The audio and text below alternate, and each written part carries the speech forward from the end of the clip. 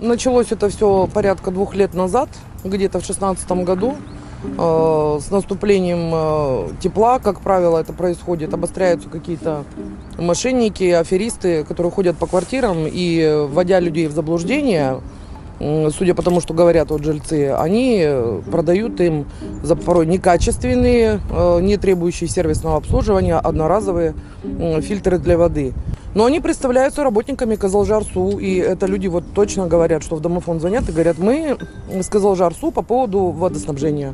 И поэтому люди открывают двери и пускают их в квартиры. А потом выясняется, что продают одноразовые просто вот фильтры для воды, которые не сменить картридж потом, с ними ничего не сделать. В прошлом году цена на эти фильтры составляла, с их слов, порядка 120 тысяч тенге. Они продавали людям их от 60 до 80 тысяч тенге. В этом году, вчера вот буквально случай был этот, фильтры подорожали, стоят они сейчас 180 тысяч.